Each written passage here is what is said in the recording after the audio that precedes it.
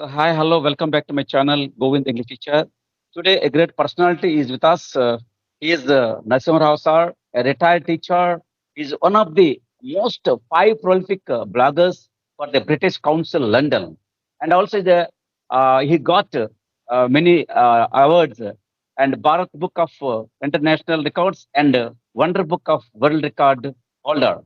And he's a state resource person, SCRT, and Opus RVM, and he also textbook writer for third, seventh, and ninth classes, and a recipient of 13 awards, including five national. So now I'm going to ask some questions. It may be interview, maybe interview, what it may be. He's going to share his experience regarding English language. So the first question, sir, and welcome back to my channel. And so could you please share your journey as an English teacher? Actually, I started my career as a primary teacher, and I worked as a primary teacher for 16 years. But actually, I'm basically interested in English right from my college days. When I was a student of degree second year, I stood first in English. So my English teacher, Balantrap Shamal Rao, is also a Guinness Book of World Record holder. He advised me to do my MA in English. Actually, he filled the application with his own hands. Of course, after my degree, I did my Bachelor of Education in St. Mary's of College Education. Though I worked as primary teacher for 16 years, I started teaching English informal at home because what I taught at school didn't satisfy me, because I used to teach English only to from first to fifth class students. So I started teaching English to intermediate, degree, and even postgraduate students at my home. Of course, that was my starting point. After I worked as 16 years as primary teacher, I was promoted as school assistant in English in 2001. Then I was sent to Regional Institute of English, Bangalore, where I was trained along with 100 batchmates who came from four different states: Karnataka, Andhra Pradesh, Tamil Nadu, and Andhra Pradesh. After 3 months of the training, I stood first in the batch. That means I became the South India topper, getting 82.2% with an outstanding grade. Then I was invited to be the staff tutor or officer in charge in West Godavari district and deputation. I worked there for some time. Then I became the state resource person for Rajiv Vidya Mission and started teaching English teachers throughout the state in the United Andhra Pradesh. Then I became the state resource person for the State Council of Educational Research and Training, and I became one of the textbook writers for third, seventh, and ninth classes. Then I became the state resource person for Andhra Pradesh Open School Society, and I was one of the writers who prepared assignments for intermediate, and also I was one of the translator for psychology. Of course, this was my journey as an English teacher. Okay. Thank you, sir. So, what were some of the biggest challenges you faced as an English teacher? Okay. The biggest challenge I faced was I became the state resource person without becoming a mandal resource person, district resource person. So I was asked to teach English to district educational officers, mandal educational officers, and also some other highly talented English teachers than me. So in fact, it was a real challenge for me. In fact, I couldn't do well in my first attempt. Later, I thought that it would be really a challenge for me. So I would be definitely different from others, even though they may be district educational officers, some other excellent teachers.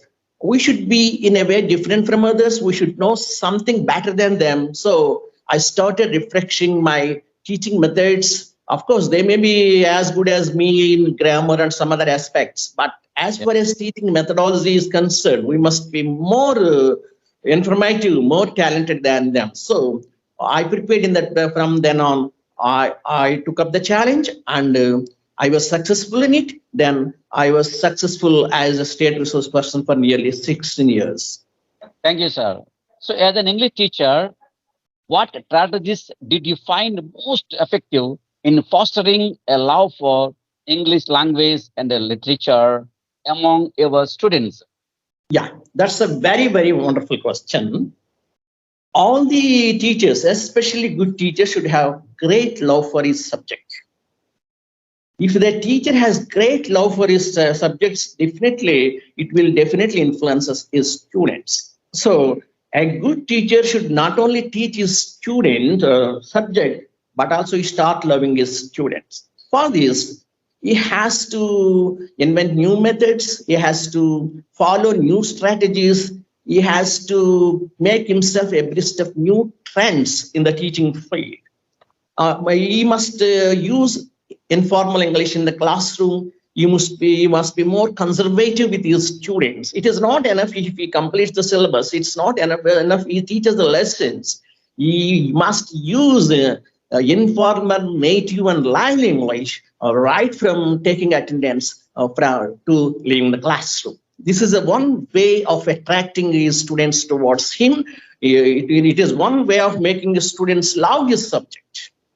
Yes, sir. Thank you, sir. Throughout your teaching career, what were some of the most significant changes or developments you observed in the fields of English education?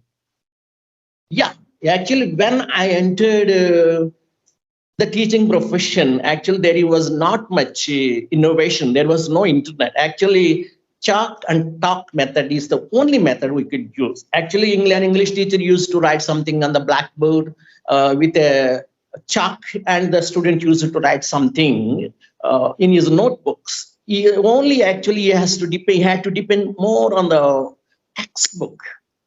But when we entered 2010 or so, the internet has revolutionized the way teacher teaches the subject, the way a student learns the subject. The invention of the internet has revolutionary in such a way that the teacher started using Skype, this teacher started using podcast, the teacher using many other gadgets. So the teacher using stories, the teacher started using audiobooks. Actually, the teacher using even blogs, and he showed them to their students. Even the British Council has started using many innovations in the field of teaching. So we can make use of this. Teachers started using even the service of the British Council in the classroom. This is the greatest innovation the teaching of English has encountered during these years. Thank you, sir. The last question, sir. As a retired teacher, what advice would you give to the current English teachers who are just starting their career? What skills or qualities do you believe are essential for a teacher to succeed in today's educational landscape, sir? Yeah. It is a fact that today's English teachers are good at using informational technology. They are much better than us in the field of innovation, and they know how to use the gadgets well. Actually, only 5 years ago, I started using the smartphone, but the present day English teachers are not like that. They're capable of using the gadgets much, much better than us. But it's not enough. I think we had more love for the subject than the present teachers. That means the present teachers must have both the qualities. They should have more love. They should more passion for the subject. They should be more involved with the subject, involved in the subject. Besides, they should use the technology. That is the advice I can give them. But actually, these present teachers are not as much passionate as we are for our subject. But of course, they are in a more advantageous position in using the technology. Thank you, sir. Thank you very much, sir. The final, sir. So, how should an English teacher be nowadays, sir?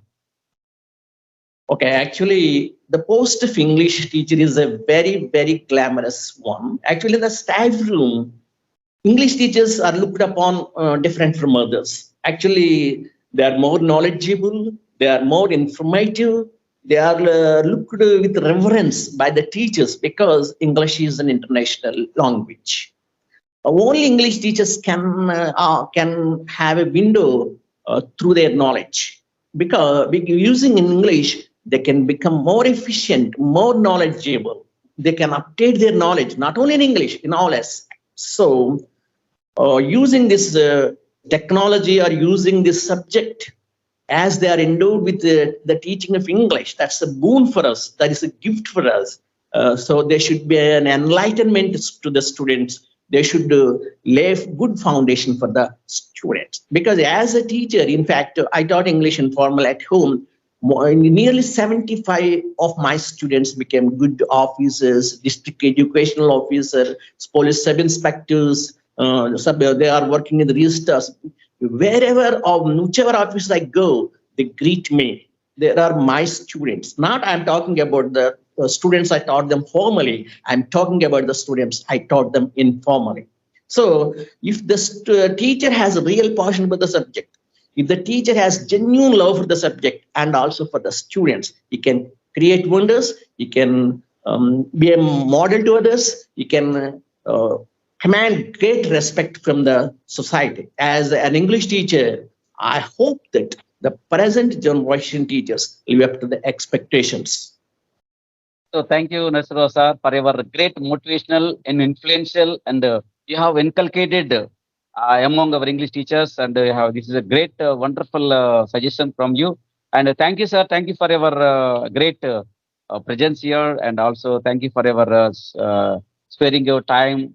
Thank you for your making everything regarding English language journey, and also your good advice to the newcomers. Okay, thank you, sir. See you later, sir. Bye. Good luck. Okay, thank you very much for all your probing questions, which I think will go a long way in making the present generations become good teachers. And it will, this video will be more useful to all our viewers across the globe and also across the country. Thank you very much.